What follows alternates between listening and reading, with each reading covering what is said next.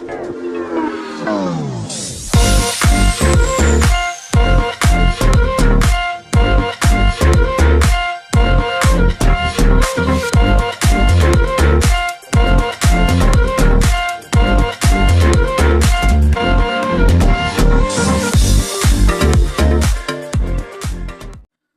datang ke channel Vels Lifestyle. Salam sejahtera Malaysia. Tuan-tuan dan puan-puan, seperti yang kita dengar baru-baru ini berkaitan dengan nama Tun Mahathir yang juga bekas Perdana Menteri, terdapat beberapa isu tentang Tun Dr. Mahathir baru-baru ini yang menggemparkan ramai. Ada yang kata Tun Mahathir boleh dikenakan akta hasutan ataupun ISA disebabkan menghasut rakyat untuk membenci kerajaan. Ada juga yang kata Tun Mahathir boleh dipenjara sekiranya akta hasutan ini digunakan ke atas beliau. Ada juga yang kata selepas Tun Mahathir yang menggelar kerajaan diktator. Bagi saya itu satu kejutan besar kepada kerajaan perpaduan yang dipimpin oleh Datuk Seri Anwar Ibrahim. Hari ini pula, tuan-tuan dan puan-puan semua, baru-baru ini, Tun Dr. Mahathir dakwa kerajaan perpaduan takut dengan orang Melayu. Bagi saya ini satu kenyataan yang menggemparkan ke bawah duli yang maha mulia yang di Pertuan Agong dan juga raja-raja Melayu.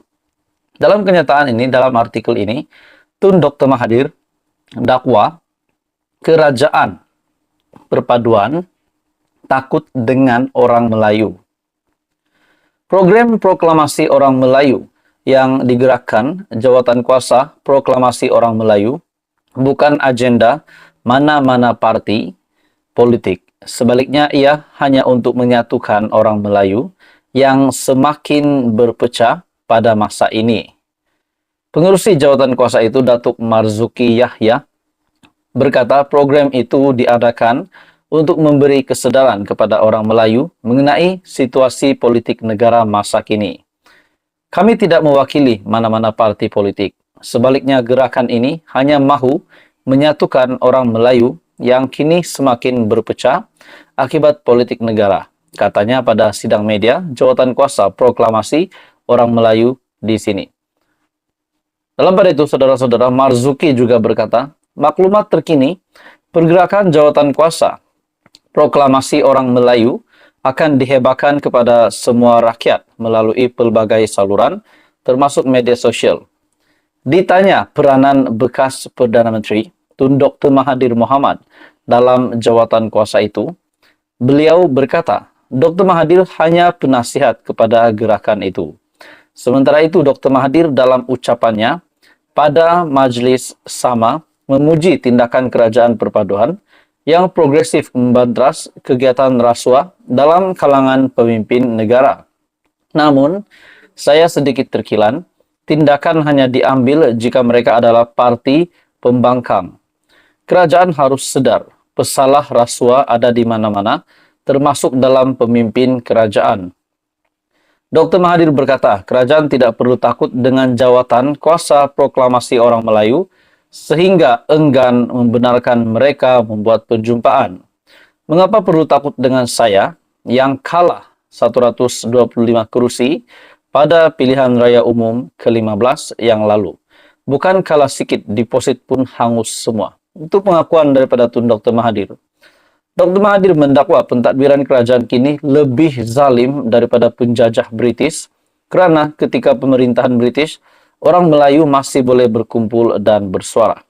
Jadi itu adalah kenyataan daripada Tun Dr. Mahathir yang membawa kepada beberapa berita susulan. Ada yang kata Tun Mahathir boleh dipenjara melalui akta hasutan ataupun ISA, dan setelah menggelar kerajaan diktator, mesti ramai yang berpendapat bahawa kenyataan Mahathir itu tidak relevan. Dan mungkin memang ada juga, tidak boleh dinafikan, ada juga yang menyokong Tun Mahathir. Jadi dalam artikel ini, Tun Dr. Mahathir dakwa kerajaan perpaduan takut dengan orang Melayu. Dan Tun Dr. Mahathir juga membuat kenyataan bahawa Kerajaan perpaduan hari ini perlu fokus juga dengan membantras rasuah di kalangan pemimpin dalam kerajaan. Jadi maksudnya Tun Mahathir tahu ada pemimpin di kalangan kerajaan yang terlibat dengan rasuah. Jadi apa komen Anda? Teruskan bersama di dalam channel ini. Untuk perkembangan-perkembangan yang lain, info padu, info hangat disediakan di dalam channel ini. Jangan lupa tekan butang like, share, dan subscribe. Hai semua, salam sejahtera Malaysia. Saudara-saudara, tuan-tuan dan puan-puan semua. Seperti yang kita tahu sebelum ini, parti anak Mahathir, yaitu Mukris Mahathir, di mana Mahathir pun telah keluar daripada Parti Pejuang. Dan akhirnya Pejuang mengambil keputusan untuk menjadi anggota komponen di dalam Perikatan Nasional.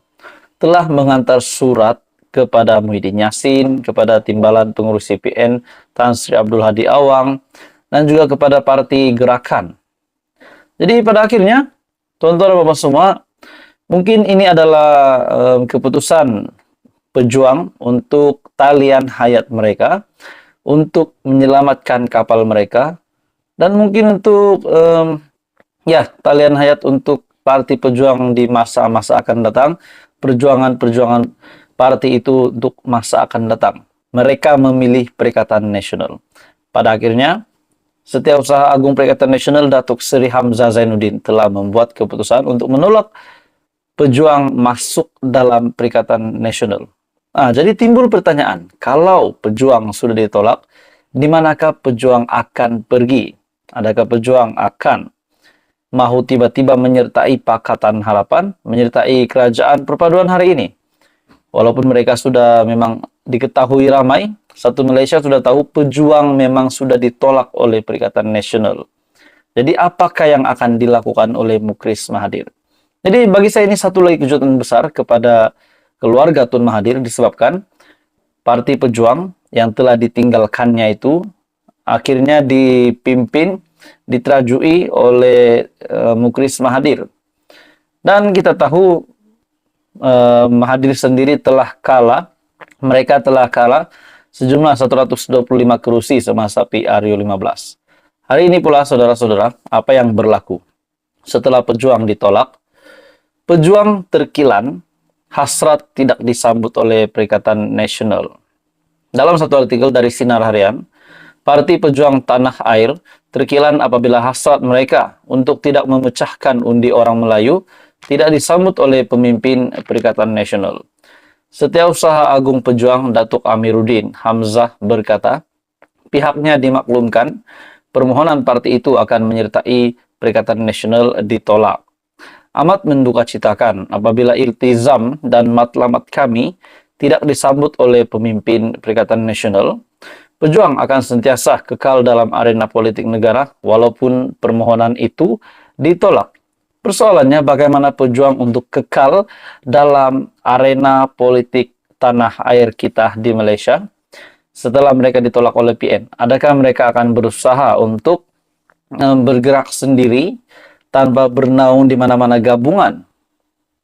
Jadi mungkin ada juga pilihan yang lain, option yang disediakan, yaitu menyertai Pakatan Harapan. Namun persoalan seterusnya pula yang timbul, adakah PH akan menerima Pejuang setelah mereka tahu Pejuang mempunyai niat yang awal untuk menyertai Perikatan Nasional? Menurut artikel ini, kami akan bersiap sedia dengan menggerakkan jentera di kawasan-kawasan tertentu untuk menghadapi PRN. Media pada Selasa melaporkan permohonan Pejuang untuk menyertai PN ditolak. Setiausaha Agung Perikatan Nasional Datuk Seri Hamzah Zainuddin berkata, perkara itu diputuskan dalam mesyuarat Majlis Tertinggi PN yang dipengerusikan oleh Tan Sri Muhyiddin. Tambah Amiruddin lagi, Pejuang akan tetap mempertahankan prinsip kedaulatan undang-undang atau rule of law selain membawa amanat perjuangan demi agama bangsa dan tanah air. Jadi tuan-tuan dan puan semua, menurut Anda, menurut pendapat Anda, komen Anda, di manakah Pejuang harus pergi? Adakah mereka masih boleh meneruskan status mereka di dalam arena politik tanah air kita yang semakin hangat hari ini tanpa bernaung di mana-mana gabungan? Kalau tiba-tiba Mukris mahu menyertai PH, membawa pejuang menyertai PH, apa pula kata Mahathir? Itu mungkin boleh dijadikan satu spekulasi. Jadi apa komen Anda? Teruskan bersama di dalam channel ini. Jangan lupa tekan butang like, share, dan subscribe.